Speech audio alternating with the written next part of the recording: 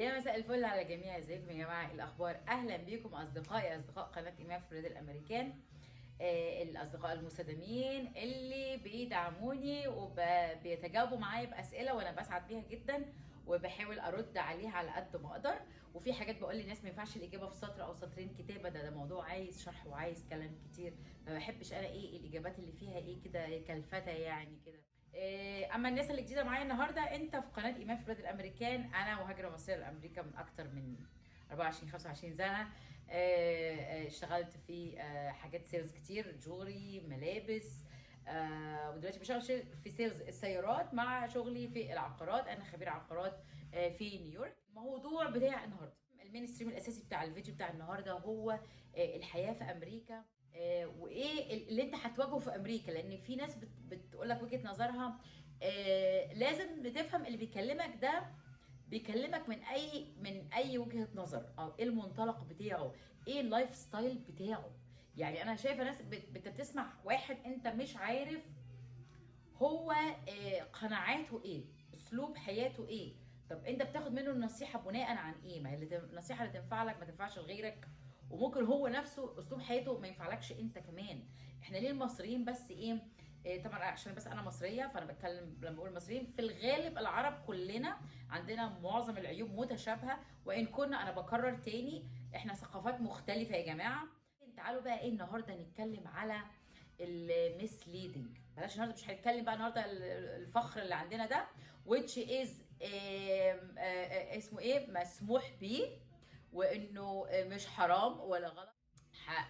هلخص الكلام وهركزه في كلمه الميس ليدنج. ده اكسبريشن بالانجلش كده اسمه ميس ليدنج. ميس ليدنج يعني في بالعربي لو حبينا نترجمها الترجمه الاقرب ليها هتكون التضليل. التضليل او الميسليدنج، التضليل اللي هو ممكن يكون عن نية طيبة او عن نية غير طيبة، او بالعلم بيه او بالجهل بيه، انه بيؤدي الى مسليدنج التضليل. يعني الشخص ممكن يكون مش متعمد، ممكن يكون عن جهل، وممكن يكون متعمد. فهتلاقي بقى ناس كتير بدات تتكلم. يعني المنطلق بتاع الفيديو ده ان ناس خايفه من امريكا. في حد كده يعني من الناس دي قال لي ايه حكايه التربيه في امريكا. وساره قالت لي مامتي بتخوفني من تربيه الاولاد هناك، وموضوع المثليين في المدارس وتشجيعهم على المثليه. وعمر في سؤاله او احمد مش فاكره بالظبط، لان في كذا حد مش حد بس، يعني كذا حد قالوا اسئله كتير جدا من النوع اللي هل شفتي هناك رجاله مصريين بيتجوزوا اجنبيات والولاد بيطلعوا مسيحيين؟ شو لاحظوا، عايزاكم تركزوا قوي في السؤال نفسه. يعني ايه هو الكونسيرن بتاعه؟ الكونسيرن يعني بالعربي اللي هو اللي هو النقطه اللي هي المهمه عنده، التحفظ بتاعه. تقريبا ترجمتها باللغه العربيه التحفظ بتاعه هيز كونسيرن فالتحفظ او التحفظ بتاع ساره اللي قالت كده. قصه اللي بيشجعوا على المثليه في المدارس. ملاحظين انتوا ايه الاسئله بتدور حوالين وهل في ستات بيروحوا امريكا بيفسقوا؟ يعني ست عربيه حلوه كده، بيفسقوا دي يعني ضحكتني جدا في السؤال. يفسقوا ومش عارف يعني حاجه كده يعني. فيعني انا بقى عايزه تعالوا لي بقى هنا، تعالوا لي بقى رجاله وستات. اولا، محدش بيضرب حد على ايده. يعني انا هحط لكم دي تحتها 600 الف خط، سواء رجاله او ستات لازم يفهموا كويس جدا ان محدش بيضرب حد على ايده. يعني انا الرجاله كلها تحب تسوق لان المغريات واللي مش عارف المغريات مفيش ولا مغريات، ولا في حد بيضرب حد على ايده، ولا حد بيتحايل على حد، ولا حد بيوقع حد في الغلط. يعني فاهميني ازاي؟ انت اللي عندك استعداد، او انت اللي عندك استعداد. وهنا مفيش حاجه بتيجي لحد عنده، هو اللي بيحفى وبيقعد ينخور ويدور عليها ويروح لها. يعني بص، خدوا كلامي بقى عن ثقه. انا بقول لكم اهو عن تجربه جامده جدا جدا جدا جدا، سنين طويله جدا جدا. وانا مش واحده متزمته، ولا انا واحده يعني عقلي مقفل.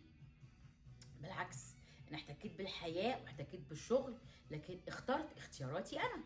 يعني انا لما كنت بشتغل في العقارات، لما جالي عرض ان انا اشتغل على زي بار يعني كده معروض للبيع، فانا اخترت ان انا ما اخدش الليستنج، هاخد الليستنج معناه ان انا هروح اصور المكان واقيس المكان واخد ناس افرجهم المكان وهبقى طالعه من المكان.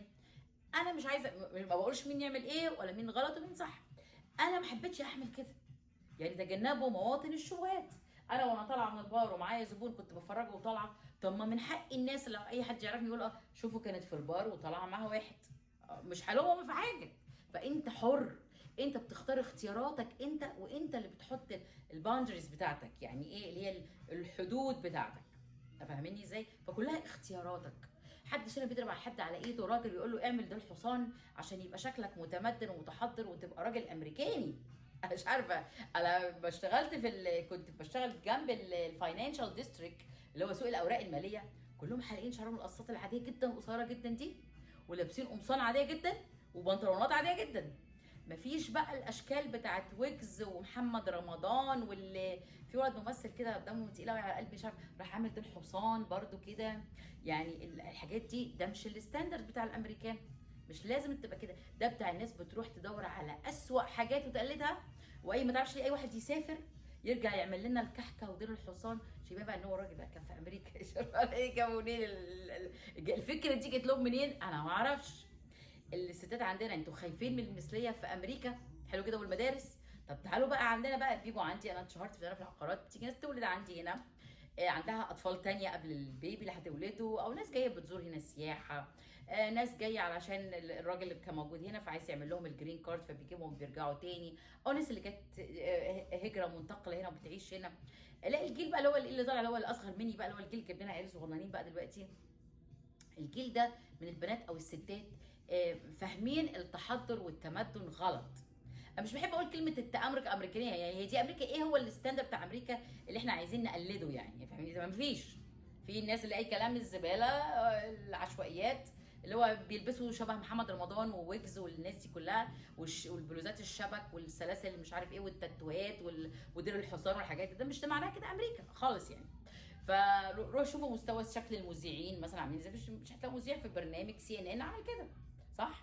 anyway، فلما الاقيكي انت عماله خايفه قوي مرعوبه كده، وانت في مصر جايبه لنا عيل مربيه له شعره وفرحانه بيه قوي، وعشان تسمي سليم عشان تقولي له يا سولي، او كريم عشان تقولي له يا كوكي.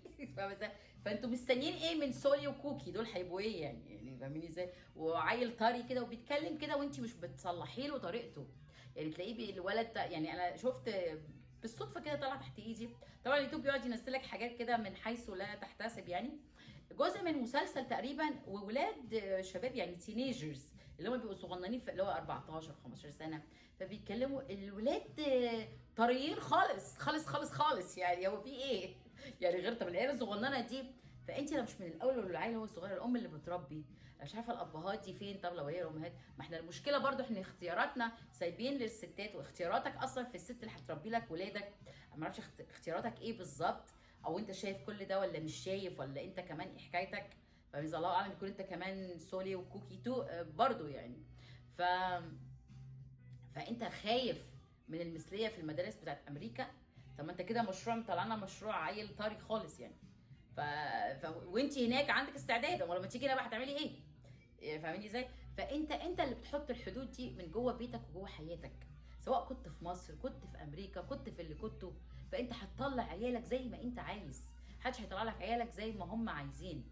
فاهميني ازاي؟ ومفيش هنا حد برضه اجباري، ده انت هنا الناس كلها خايفه من القانون جدا، ان انت من حقك تقول انا مش عايز كذا، وما يتقالش لابني كذا، وما تعملوش كذا. انت تستغل كل الحاجات دي. لكن لو انت جاهله، او انت جاهل، او انتوا مش فاضيين، او انتوا مش متفاعلين، او ما بتتكلموش انجليزي كويس، طب انت هتعمل كل ده ازاي؟ فكله بيرجع لك انت. تقدر تعمل حاجات كتير جدا لو انت متفاعل، لو انت فاهم، لو انت عندك استعداد، لو انت حابب كده. في ناس كتير هي مش حابه، هي عاجبها كده، عاجبها وهو طري، وعاجبها وهو كوكي، وهو سولي، وهو شعره فرحانه بيه قوي كده، خلاص بقى اشربوا بقى. بس انا مش عايزه حد ايه يتعمل له ميسليدنج. وزي ما مثلا ايه الاقي تعليقات، يعني في كتير قوي شعوب عندنا، يعني مثلا معظمها لقيت السوريين، لانهم كتير هم معظمهم اللاجئين اللي راحوا اوروبا وصعب قوي ان هم بيجوا شويه منهم هنا امريكا، بس مش قوي. في الغالب خدتهم اوروبا مش هنا في امريكا. بس انا فهمت تركيبه الشعب السوري وطريقته عامله ازاي. في جزء من المصريين متشابهين معاه برضو في العقليه وفي التركيبه يعني. فلقيتهم ايه بيقولوا ايه، لا تروحون لبلاد الكفار وسينصرون ابناءكم. طيب انا بس عايزه اقف عند الحته دي، انا مش عشان اجمل في حد او ادافع عن حد، لا انا عايزه بس الناس ايه ما يحصلهاش مسليدنج. يعني اولا هنا في امريكا ما حدش بيدور على اولادك او عايز ينصرهم، او في حد بيدعو للنصرانيه او تنصير اولادك خالص. هم نفسهم هنا الدين ده عندهم مش موجود في حياتهم. عشان بس ايه اريحك واجيب لك من الاخر بقى، فكره انا مسلم واعداء الاسلام ويريدون ان يهزموا الاسلام او يهدموا الاسلام او يعملوا مش عارف ايه، هو لا في دماغه لا انت ولا الاسلام ولا الكلام ده خالص، ولا فرق معاه، ولا بيعرف الفرق بين الهندو. يعني ايام سبتمبر 11 كان الناس هم السيخ بقى، ديانه السيخ بيعملوا اللي هو شعرهم بيلفوه ببتاع كده وبيربوا دقن، لان هو ممنوع يحلقوا دقنهم او يقصوا شعرهم. فقتلوا واحد منهم، يعني مش فاهمين الفرق بين المسلم والسيخ والحاجات دي خالص. هو لا في دماغه الكلام ده خالص. وبعدين مش ديانه تنصيريه، ما بيحبوش لا ينصروا ولا يفكروا، ولا هم نفسهم معظم الكنائس يا جماعه اتقلبت بقت حضانات وجيمات وحاجات، فاهمين ازاي؟ فالموضوع مش زي ما انتم متصورين خالص. هل يعني الاخ اللي بيسالني بيقول لي ايه، مسلم يتزوج مسيحيه واطفال واولاد وهيبقوا مسيحيين، هي اصلا لا مسيحيه ولا بتاع. وبعدين عايزه بقى افهمكم بقى الموضوع اللي بيتجوز مثلا ايه، طبعا ايه الناس مش مهتمه قوي هنا، مش مقبله، لان الرجاله هنا بالهبل عشان تكونوا عارفين يعني. انها تدور على واحد يتجوز مصري ده صعب جدا. ويروحوا، مش انا بس بقول كده، ادخلوا على المشاهير بتوع اليوتيوب اللي بيعملوا من امريكا، مش بحب اقول اسامي يعني بس انتوا عارفينهم، واحد اتنين تلاته مشهورين كده، وهم نفسهم بيقولوا لك انت لا حد هيبص لك ولا بيجري وراك ولا الستات ده يبقى في رجلين الراجل المصري ولا مش عارف ايه. انا مش عايزه حد يزعل مني لما بقول الكلام ده، بس هم نفسهم بيقولوا لك كده. فاللي حاصل ايه، ومش معناها ان مين احسن من مين ولا مين اقل من مين، هي القصه كده، كل واحد بيحب ياخد اللي منه، بيرتاح مع اللي منه. فاني واي حتى كمان دول الدنيا كلها كده. فاللي حاصل ايه بقى، ان حتى لو جوز واحده، طبعا في ستات كسر كتير، هو عايز يعمل ورق وهي عايزه تاخد فلوس، فيعني ايه مش في دماغها برضه ان هو مسلم مش مسلم، يقول لها طب تعالي يلا تروح معاها على الجامع. ومعظمهم بيكونوا بقى ايه، ناس بتضرب مخدرات، ناس مديونه، ناس عليها احكام وحاجات كتير كده، خلي بالكم يعني بشوف ده بعيني عشان تكونوا عارفين يعني. فعشان برضو اخ برضو من الاسئله اللي هل من السهل الواحد يلاقي بنت امريكيه مسلمه او غير مسلمه تتجوز مصري؟ يعني انت واقع خالص كده عايز اي حاجه في اي حاجه، مسلمه او غير مسلمه، وهي اللي ترضى كمان تتجوز. وساله هو حقيقي، لان معظم الناس سؤاله بيدل على ناس كتير بتسال نفس السؤال ده، مش هو بس. يعني انت مش مشكله عندك بقى تكون بتضرب مخدرات، مش مشكله عندك تكون عليه احكام، اصلا هتقعد تاخد منك فلوس او. فانا مش عارفه هو السؤال ده بقى مفتوح كده يعني، هل من السهوله ولا من الصعوبه؟ طب هتتجوز مين وليه يعني؟ فانا ما عنديش اجابه طبعا عن الكلام ده. فلما بياخدها الجامع حلو كده عشان يحس ايه بتشهر اسلامها او تعلن، الناس بس بتتكلم على الايه، الناس اللي بتعلن اسلامها. الموضوع مش كده خالص، ويقول لك الاسلام ينتشر والاسلام يتزايد وعدد مش عارف ايه، الكلام ده مش حقيقي يا جماعه. مش معناه انا بقول كده يعني انا فرحانه او انا مع او ضد او بتاع، انا بقول لكم حقائق. اللي بيسلموا اللي هم الناس اللي هي دايما معظمهم الافريكان امريكان في السجن عشان يحسوا ان هم بيلونجد حاجه، لان عندهم نفسيا هم منهزمين نفسيا. عايزين مشكله الناس الافريكان امريكان مع البيض مشكله كبيره جدا، فبيدوروا على اي حاجه ينتموا ليها، او فتره ان هو في السجن او هيقابل حد مسلم في السجن فهيقرا ويعمل، فتلاقيه طالع ولابس مثلا سلسله قد كده ذهب عليها الله بيجي لي، فدي حاجه مضحكه جدا يعني. انا الاسلام ايه بس يا جماعه؟ فيعني انا عايزاكم تعرفوا الكلام ده كويس جدا. فالاخت بقى اللي هياخدها الجامع دي هياخدها هيطلع عينه هو والشيخ ساعة. حضرت انا مرة حاجة من الحاجات دي، ساعة عشان تعرف تنطق كلمة اشهد ان لا اله الا، حاجة يعني حاجة مأساوية جدا.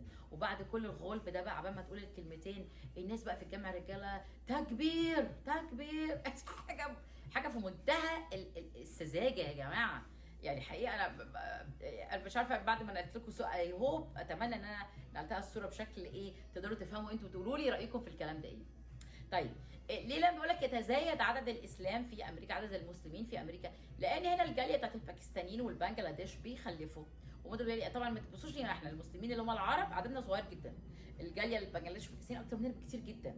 وفي فيديو ادخلوا عليه شوفوا نسبه المسلمين في امريكا، جايبه لكم بالتفصيل الدول العربيه اللي هي عدد العرب وعدد المسلمين، بيبقى فيهم المصريين وبيبقى فيهم المسلمين من الجاليات الثانيه شويه اليوروبيين صغيره جدا اللي هي يوغوسلافيا والبانيا، ودول الناس دي اسلامهم طبعا جزء منهم يعني الباقي كده زي اللي هم الاتراك اللي هم الليبراليين، يعني هتلاقي الاسلام يعني ايه مش زي ما انتم متخيلين يعني.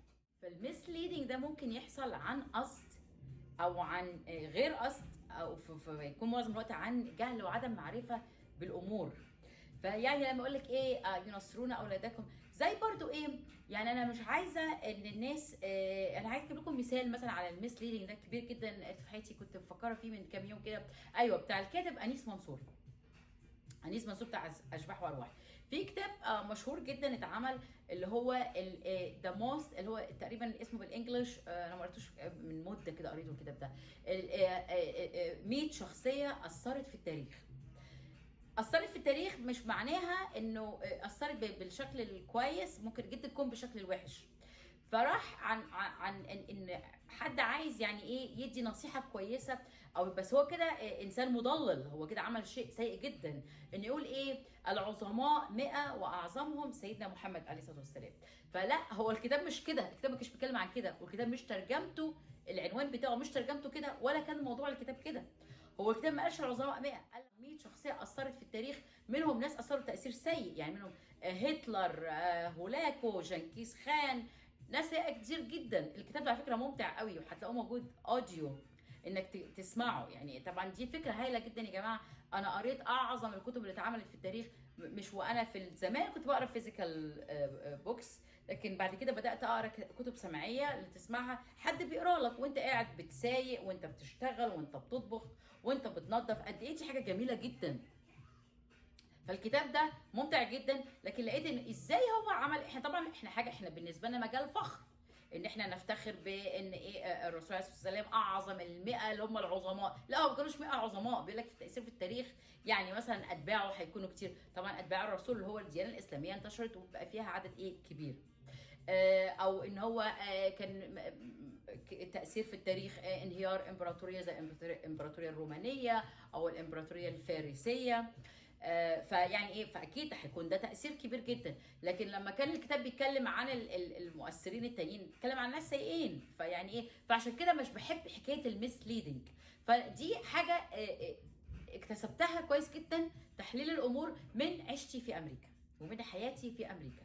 انسى فكره بس ايه ان الواحد يلبس كويس وياكل كويس ويشرب كويس، او ان هو يعيش كويس، او يحوش كام، او يعني يشتري بيت شكله ايه او عربيه شكلها ايه. لا، في حاجات تانية لو انت مهتم بانك حياتك، طريقه تفكيرك، طريقه نظرتك للامور، تحليلك للامور تتغير.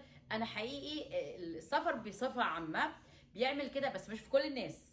في ناس كتير قاعده هنا كانها في مصر، قاعده برضو بتعمل بيض بالبسطرمه وبتفتح علبه الفول. مش معنى كده ان انا بحب البيض بالبسطرمه جدا والفول، انا اقصد يعني كانه عايش في مصر وبتطبخ نفس الطبيخ وما بتشتغلش، ما تعرفش حاجه عن المجتمع، او جوزها هو اللي بيشتغل، هي ما بتشتغلش خالص. في الغالب هتلاقي الستات كده، تروح تعمل شويه شوبينج، تودي ولادها المدرسه، تجيب ولادها من المدرسه، لكن ما احتكتش بالحياه وعشان تقدر تتكلم او تقول ايه اللي مسليدنج واللي مش مسليدنج وايه اللي حاصل.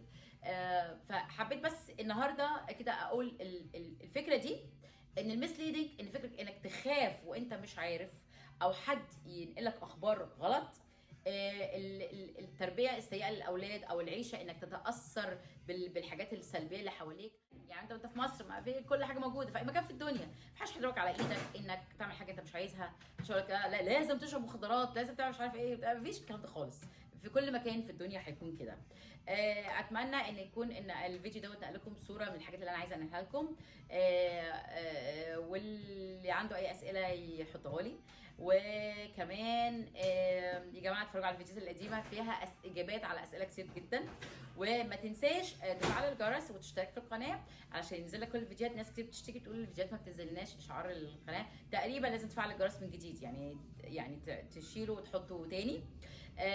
وعلى فكره انا عندي 80% نسبه الناس اللي بتشوف الفيديوهات وبترجع تاني ومش مشتركه في القناه. يا ريت تشجيع وتدعيم ليا عشان اقدر استمر وانقل لكم كل الافكار، الحقائق اللي الناس بتقول لي سعيده ان انا بقول الحقيقه، بصرف النظر انها تعجب الناس او ما تعجبش الناس، انا بحب اقول دايما الحقيقه. وابدا من حيث اتى الاخرون، هتوفر وقت، توفر مجهود، وتوفر فلوس. نهاركم سعيد.